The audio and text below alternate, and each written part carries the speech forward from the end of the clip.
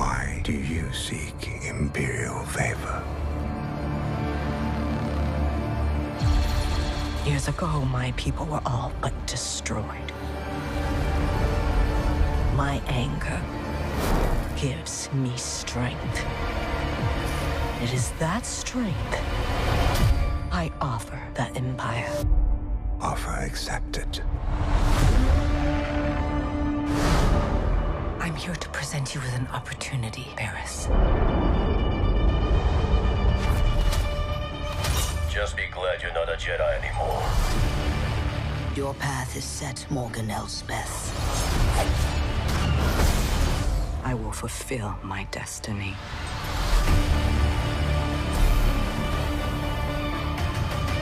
Mercy only breeds defeat. But I will help you overcome this weakness. Attack!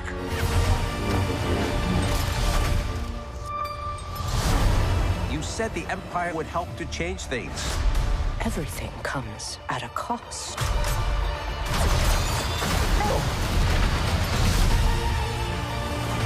My world has been burning since I was a child. You cannot stop what has begun. Now you must face one final test. To join us.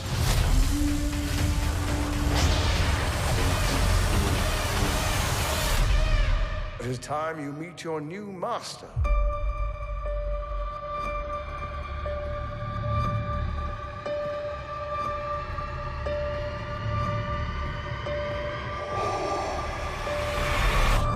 Long live the Empire.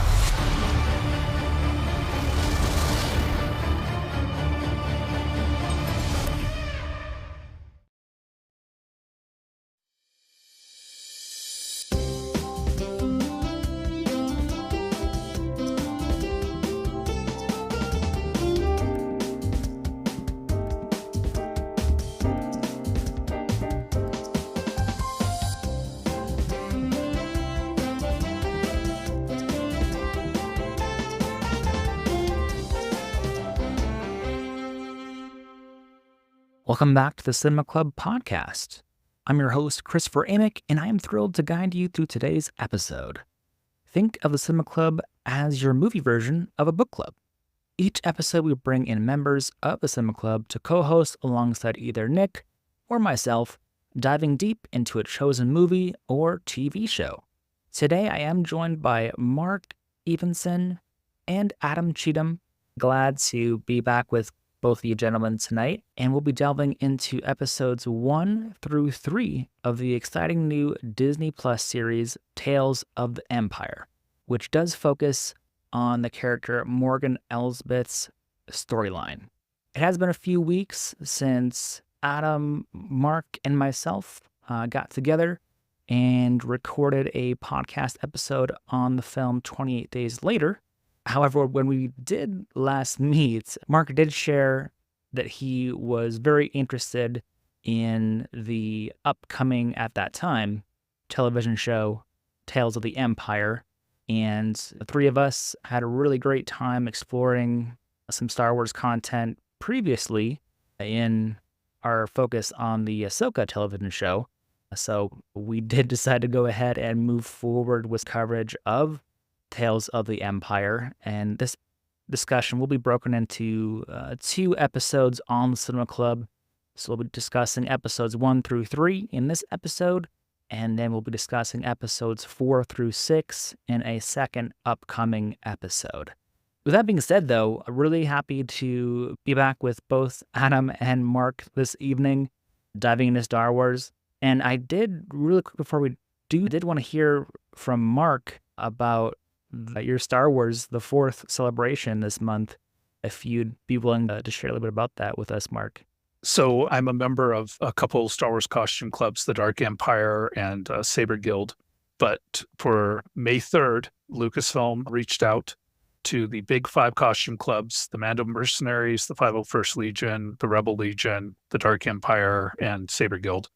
And we got about 40 invitations each to spread throughout the club to go to Lucasfilm in San Diego and watch Phantom Menace for its 21st anniversary in their theater. And that was cool. The single most expensive movie ticket I've ever gotten, right? I flew me and the kid out to San Francisco. We stayed there one night. We got to see the movie. I had to sign an NDA too. That was awesome. But we got to walk in. We got to tour the facilities. The Lucasfilm store was there. We could shop around at the movie. There were 250 odd costume fans, and everybody was excited to be there. And the energy, I mean, honestly, it felt like when I went and saw the movie the first time in theater 25 years ago. And everybody was there. Everybody was excited. Nobody was complaining. The people in the row behind me were cheering for individual pod racers and then making sad noises when they crashed. It was great. It was very enjoyable. And at the end of it, my bitter, jaded 14-year-old said, that was a lot of fun. That was really neat. I'm glad I got to come. And it was great just because the energy was just so positive. And yeah, it was very good. And that all being said, San Francisco Airport's a mess. There we go. It was a lot of fun. There wasn't a special guest or anything, but, you know, seeing R2-D2, and I'm a cosplayer, right? I see all this stuff all the time, but there's R2-D2, right? There's one of the Vader costumes. There's Leia's blaster, right? There's all these things in there, and it was really cool. And some people were in costume and some people weren't. And I've got the best, one of the guys gave me Grogu's skull picture. So it's the best thing ever, right? It was just a fun time and positive. And it really reminded me of how exciting Star Wars was for me back then. And it was great. I got to share it with my kid. So it was a lot of fun. I'm glad I went. Yeah, thank you so much for sharing, Mark, because I know I was excited to just hear a little bit about the trip because you were so excited to go on it. And yeah, I mean, I can only imagine, like, you got to experience that film, I'm sure, weekend, if not night, that came out in theaters. Yep. And then, you know, now getting to bring your 14-year-old son to the special screening of the film and, you know, him having such a blast with it, it sounds like is a really cool father-son experience too. It was also one of those things where we've seen the movie, I don't know how many times, honestly. I have no idea how many times I've seen it. I don't know how many times he's seen it. I think that for me, going to the movies opening weekends kind of lost some of its charm since the pandemic. I mean, we go to Roadhouse, so it's comfy and it's big and you're lounged out and, you know, there's not 200 people in that theater, right? There's an energy thing that's missing about going to the modern cinema. And it kind of makes me sad. And it was really good to feel that again and to let the boys see it and feel it. Yeah, it was neat. I can really, like, I don't know, change of a film. Like, I think the last time I was in a theater where energy, like, elevated a movie was Avengers Endgame. I remember being in that, like, opening weekend in a packed theater, like, that energy. Yeah. Oh, man. And the screaming, cheering. Yeah. When Cap gets the hammer, the crowd lost their mind. I also lost my mind. But yeah, it was great. Yeah. And it wasn't quite at that level, but there were a couple people that were screaming when the second lightsaber lit for Darth Maul, right? I mean, it was exciting. And I remember being in the theater and it was funny. LFL actually showed the second lightsaber lighting for like the first 2 weeks. They had the trailer out and then they pulled it. And I had no idea when I went to see the theater. And when it lit the first time in the theater, I mean, people were screaming, right? It was exciting. They're like, but then there's the fight. You're just like, best fight, and the music, right? And the choreography. And it was literally the best lightsaber fight you had seen ever. Yeah. Right. And it almost felt that way again. That lit up, people were screaming, fight, and we're tensing up. And yeah, we all know how it goes. But then there's Anakin flying the fighter and being Anakin, and then there was all the Gungans dying. And oh wait, I'm not supposed to cheer for that. It was good. It was high energy, and I got to meet people that I'm part of a club in, live across the country. I mean, some of the people were there from Washington, D.C., right? I mean, Wow. I never have a chance to meet these people, and yet I got to. So cool. It was fun. Yeah, it sounds like a great trip. What did you do for the 4th, Adam? I don't think I did anything Star Wars on the 4th. I mean, may the 4th be with you all day, though. You know, so Oh, that's kept great the though. Star Wars energy alive. Yeah, I didn't think I did anything too fun. I was probably just working on stuff. I'm gonna say, just thinking about it. So, Episode 1 was my first Star Wars movie. And I watched it in theaters when I was like 6-year-old. And admittedly, a lot of plot details went over my head, but I liked the pod racing. And the final battle was the coolest thing I had ever seen at that time. Yeah. I kind of want to rewatch it. I haven't watched that movie in about, I want to say close to like a decade. Honestly, I haven't watched that movie in a while. I feel like I need to revisit it. Yeah, it's one of those things where I like to whip out all the Star Wars movies and watch them every 3 years. Cool to add to that rewatchability with, Rogue One and with other films now that are in the Disney sphere, so to speak. I know when it came to me, I just was chilling at home watching Tales of the Empire with my daughter. She watched like episodes 1, 3, and 5 and 6. She was asleep for the rest of the time, but got to start him young. Yeah. Strong with that one, I think. Absolutely. That was my little celebration, daddy-daughter time while mom gets to have a break. Yeah. I did see A New Hope in theater. I think I was 4 years old. Wow. That's pretty Darth sick. Vader's terrifying, right? And X-Wings are cool. And there you go. That's basically what I remember is how terrifying Vader was and how neat the X-Wings were. So, yeah, it's interesting. Was that your those first movie? Oh, I'm pretty sure we had to have seen a Disney movie before that. I mean, I was that's top tier childhood right there. That's a great first movie. But I- it's true. I Like we all kind of can't- have those movies we remember Yep. from our theatrical experience as a child. I mean, I do, even if it's very vague. Like for me, one that's stuck in my head. I don't know if you guys ever watched it. I think it's called like Spirit Stallion of the Cimarron or something. I think it's Oh, a I've heard of DreamWorks it. movie. Yeah. I was like obsessed with it though. Loved it in the movie theater. Then I think I saw the VHS at Target and I was like, I have to have this, and then probably watched it a million times. But I feel like we all kind of have like that movie, the first one we remember seeing in the theater that just is so impactful. But yeah, I mean, and we were kind of talking about the theatrical experience and how that has changed a little bit, like you said, Mark, since COVID. Because prior to COVID, granted, my life was a little bit different than it is now. But I was there Thursday night, opening night, usually for a movie that I was slightly hyped about. And now it's like, yeah, I'll watch that one to come out on streaming. Or it's like, okay, I got to get over there, but I see it like on a Tuesday discounted night or something instead of, opening day or weekend. I think it was the Avengers series was the last set of films that, like all the Marvel ones pre-pandemic, were the last films. I know I was there. If not opening weekend, it was the second weekend. But I know a lot of them, it was opening weekend. And Dune 1 and Dune 2. Wow, those are gorgeous films, and you have to see them on the big screen, right? Oh, yeah. That's the level of Dune film I 2 need now. Yeah. I mean, they're just such epic. I want like a better word than film, even. It's epics, in regards to storytelling and camera work. I mean, I saw the first Dune movie in IMAX, even though it released, on HBO Max the same day. Then I went and saw Dune 2 AMC Prime, but then I was kicking myself and I should have went and saw it in IMAX. Oh, speaking of which, my 4K steelbook of Dune 2 did just come in the mail yesterday, so I'm excited to pop that Nice. open. But yeah, no, there's certain films, like you're saying, that it is an experience just to be able to see them on the big screen. The one that like always sticks in my brain, probably because it's one of my favorite movies though, but Interstellar is a movie I think of that really benefits Wow. from watching it on a big screen. Yeah, I've never seen that one in theater, but I can only imagine. Yeah. Oof, breathtaking. I mean, it's obviously still good on TV, but I mean, in anything IMAX. in, yeah. I feel like space epics do really well, like in IMAX. Oh yeah, totally. The Tom Cruise movie, Oblivion. Agree. Tom Cruise is Yeah. Tom Cruise. He's got his ups and downs, right? Not going to argue that. We all know Tom Cruise. Man, that was a gorgeous film. Mhm. I mean, just wow. But yeah, Interstellar, Oblivion. The first R-rated movie I got to watch on my own was Alien 3.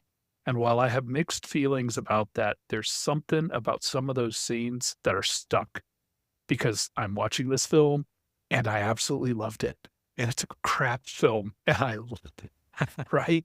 There is unfortunately something being lost by not going to movie theaters, but very much beyond the scope of this. Yeah, well, thing. and I guess I'm sorry, I probably got us up on that little tangent there. We all did. When it comes to streaming at home, Tales of the Empire, like I said, I just binged the whole show in one Sitting. sitting. Well, I mean, Yeah, it's almost a little bit over an hour of content. Yes. definitely. Yes. I will say it worked really well to have 3 15-minute episodes, a character visiting them at 3 different points in their life as well. I had watched the trailer for Tales of the Empire, but it had been a while. So Mhm. I watched episode 1. I'm like, oh, solid episode. Let's watch episode 2. I'm like, oh, another Morgan Elsbeth episode. Okay, cool. All right, awesome. So I totally did not realize or had forgotten that we're just dealing with a very few specific characters in this television show. Tales of the Jedi did jump around more when it came to the individual episodes and individual storylines. I appreciated this format, kind of deep diving into, like you said, like episodes 1 through 3 on Morgan Elsbeth. But yeah, I literally had it in my notes like, oh, another Morgan Elsbeth episode. Cool to see a deep dive in her backstory. To go back a little bit to Tales of the Jedi, episode 1 was about Ahsoka. Episode 2, 3, and 4 was about Dooku. Episode 5 and 6 was about Ahsoka. So it really wasn't that mixed, but they're smart and know that everybody's going to watch it for Ahsoka. So that's how they got everybody to buy in. I'm not sure why they didn't just do the 3 Ahsokas and the 3 Dookus, but whatever, right? Yeah. Because it's Ahsoka as a little girl finding out she's going to become a Jedi. It's the beginning of Dooku seeing how corrupt everything is. It's Dooku and Mace Windu doing an investigation and Mace Windu becoming a master while Dooku doesn't. And then it's Dooku betraying the Jedi Order and killing the female Yoda. Then episode 5, we're back to Ahsoka. She's now a youngling and she's getting trained by clone troopers how to fend off a ton of clone troopers, which is how she survives the last episode of Clone Wars. And then we see her take on an Inquisitor, which is going to actually be in the section about Barriss and defeating an Inquisitor. And that's Tales of the Jedi. And I mean, it's good. And it actually told its stories very well and pretty darn quickly. It was nice. Thanks for that summary and correction, Mark, because I will confess, when it came to Tales of the Jedi, I definitely took my sweet time working my way through those episodes. So I set myself up to be confused when it came to Tales of the Empire. It did feel a little bit more random. Part of it is because the jumps in time in Dooku and the jumps in time for Ahsoka. Because we have Ahsoka as a kid, then we have Ahsoka as a Padawan, and then we have an Ahsoka post-Clone Wars. We have Dooku walking around with a young Qui-Gon, right? Then we have Dooku cool to see, working with Mace. And then we have Dooku has already fallen. So there were big stretches of time. And I don't think we got quite that stretches of time in Tales of the Empire. No, really. Seemed a little more linear. Yeah, I would Definitely agree in the with you there. second story. Feels Yeah. like just a little chunk of time, like continuously rather than jumping anywhere, really. And I was going to say too, when it came to episodes 1 through 3, I thought it was really cool that we did get a deeper dive on Morgan Elsbeth, just because I was very interested about her character, but we really didn't, to my understanding, get very much background on her character Prior, at all yeah, previous no. to this. I think in Ahsoka, we knew that she was one of the Night Sisters, which is rare because they're all dead, right? I think there's Right. like, what, 4 of them left in the galaxy at one point? Yeah. And all of a sudden, she's in charge of massive amounts of industry. She's being hunted down by Jedis and Mandalorians. I mean, she came out of nowhere. And it was very nice to Right. get this background. Specifically in episode 1, The Path of Fear, Grievous is freaking terrifying. He's laughing and yelling, run, run, run in his voice. I was like, okay, that is a scary guy. It was nice to see him as a scary guy because he's a bumbling idiot in all of Clone Wars. And he's not treated very well in episode 3. Here, Yeah. he was terrifying. Yeah, I mean, I thought it was a pretty dark opening for Yeah. episode 1, especially the introduction of General Grievous with the green lightsaber. Like, I'm like, oh, okay, a Jedi's here. And then it's, oh, shit. Psych. Exactly. Massacre. Yeah, it was good. I remember watching the episodes that this is obviously based off of in Clone Wars, and they were good. This was better. This was Yes. very enjoyable. Well, the animation style I thought was definitely a level up from what Yeah, I yeah. remember. Yeah, I wanted to say, and I feel like this is the best Star Wars has looked. I just remember, admittedly, spoiler alert, at least in terms of how I feel about these 6 episodes. Episode 1 was actually my favorite because of how well I think they did Grievous and that whole scene. I still loved everything, but one, I just remember I was just like, mouth like wide open, just like, oh my, I was just nerding out there. It's the only one I've watched more than twice. Okay. Well, that says something then, I think, for sure. Yeah. Then. And she's such an angry young lady. And I mean, teenagers are always angry and losing everybody. And yeah, the ending of that episode was great. Looks like you picked your path, the path of fear. And I think that was a nice ending. It was compact. We got to see a little bit more of the clone gunships, which was nice. Yeah, I mean, it was really, I thought, nice that we got to see the full setup of Morgan's decision-making / revenge journey a little bit. Pick your battles. Yeah, literally. It's also nice to see another not Force user type, because the Night Sisters weren't Force users, but they tapped into the dark side for their magic. I think I'm comfortable saying that That's my these Mountain understanding, at least. Sisters were different, and I like seeing that. Everybody doesn't have to be a Jedi or a Sith. It doesn't have to be a Lost Jedi or Sith or Lost Tribe. It's nice to see. Before we continue with our discussion, I did want to take a moment to express our gratitude to the amazing supporters of the Cinema Club. Your ongoing contributions are the backbone of our podcast, helping us cover the costs of software and editing subscriptions that are essential for crafting each episode. For those who are really enjoying the show and wish to further support us, even a small commitment of 99 cents a month can make a significant difference. Simply head over to our website and click on the Support This Podcast button. You can find us at podcasters.spotify.com/pod/show/The Cinema Club. Thank you so much for being a vital part of our community. And now let's jump back into the discussion.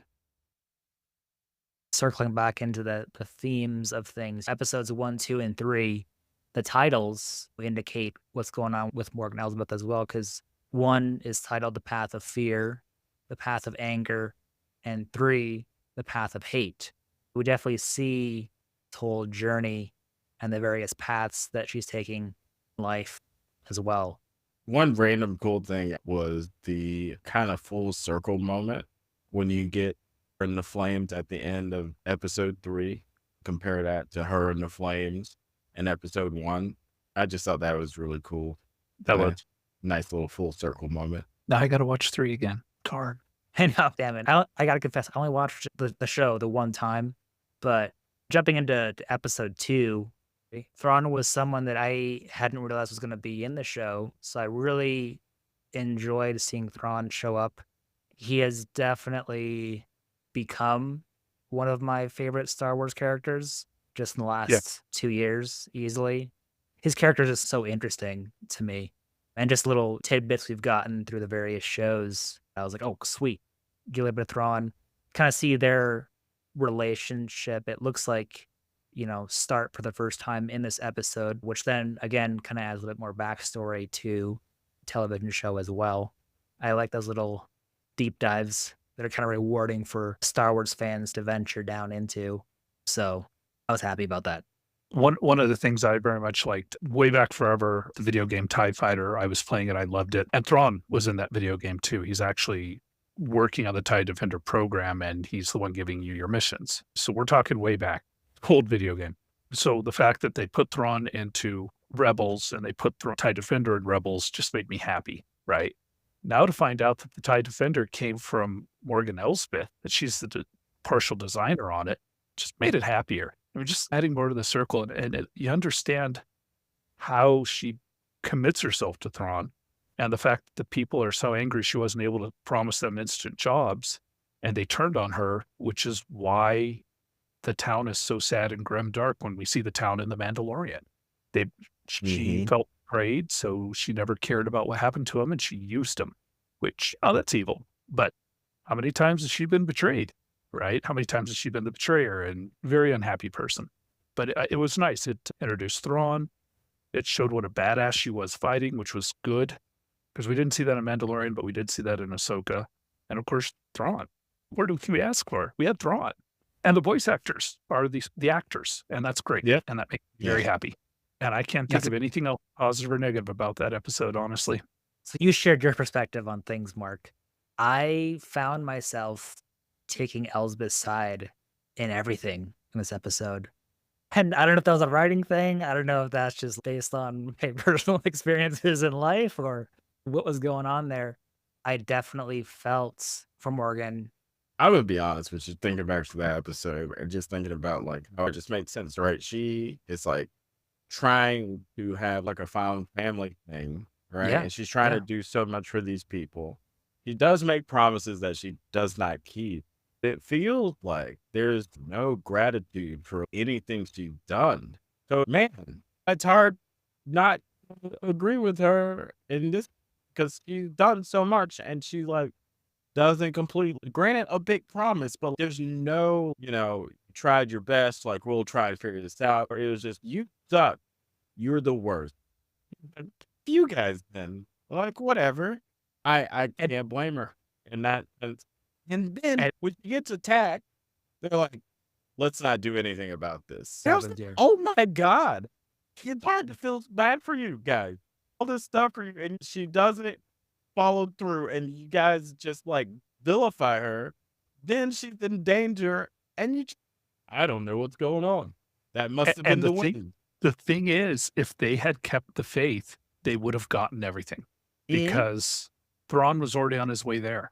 Right? If they had just kept the faith 48 hours, she would have been able to give them everything she promised because Thrawn would have made it happen. But because they broke the faith and because they let an assassin, I mean, hey, look, there's an assassin trying to kill her, right? Let's just look at that. And she's standing there going, you guys were watching this, all of you. And that's what happened to them. They betrayed the trust. She didn't. The Emperor betrayed the trust to her by going, yeah, we're just going to take everything because screw you, hippie. Thrawn comes in. He's going to make it right. And they lost the townspeople, betrayed the trust, and they got what they deserved. And that's a horrible thing to say. But it is what happened story-wise. Yeah, I agree. It was very difficult. You just had the context of the Mandalorian. I think it's easier to kind of feel bad for the people. But like, if that's how we got there, it's like, man. Obviously, you don't want bad things to happen to people, but make a lot of sense, unfortunately. Like, sucks to suck, but show more gratitude. One question I do have, her guard is standing there with the spear, right? The Beskar spear. How many of those fucking things exist? She grabbed it right off of him and went right to fighting and stuff. And I'm like, okay, that's pretty badass and all, but why was random guard hanging out with a magic spear for all intents and purposes? It's a valid question. That's a very fair question. Given how it's built up, yeah. I mean, it stops lightsabers. It's a magic spear. Yeah, I definitely felt for Morgan Elsbeth in that episode. And you know what's funny? We actually felt bad for what happened to her in episode 1.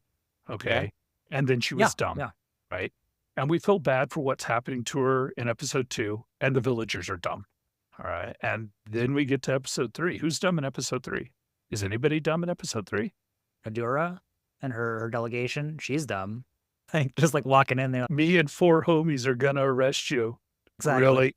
This witch. Okay. Cool. Really? Good luck. So there we go. Every episode has somebody that's dumb.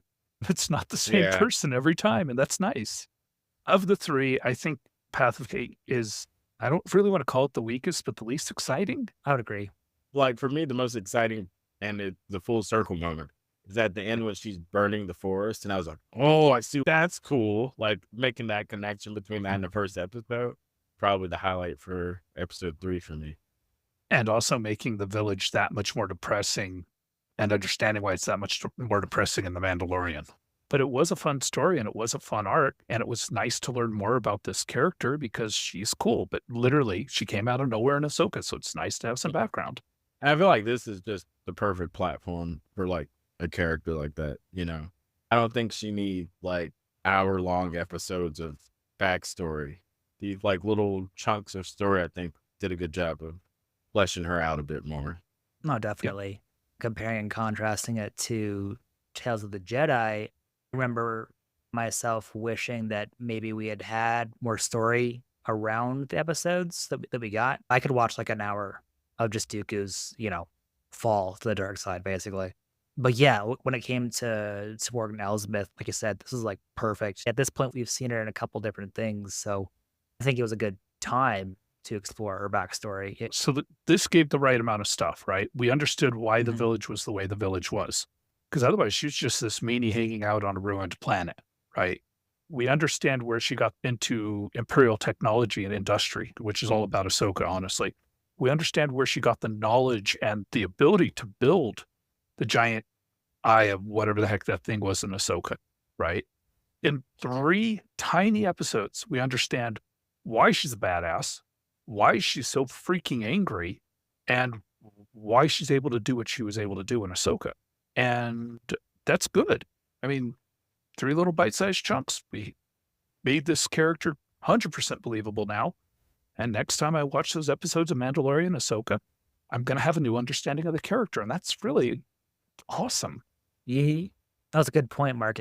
It did make me want to rewatch Ahsoka after watching these Elsbeth episodes. And I am curious to see how now with this deeper knowledge of this character, I am perceiving Morgan through Ahsoka, because Morgan does die in Ahsoka, right? Dies like her mom. Now we can say that. That's full circle, which was kind of cool. Because we get to see her story wrapped up in Ahsoka and the majority of her other story right here. Sweet. With a Mandalorian episode. Yeah, that's it. Right. Out of curiosity, just throwing this out here, which story did you like the best between the 2? I definitely enjoyed episodes 4, 5, and 6 better, personally. I might be alone in that, though. I very much enjoyed 4. I liked 1. 1's my favorite. 4 is okay, and I really don't like 5 and 6, to be honest. What about you, Adam? Episode 1 was just so good. It really carries a lot of the heavy lifting in terms of when I'm comparing it to.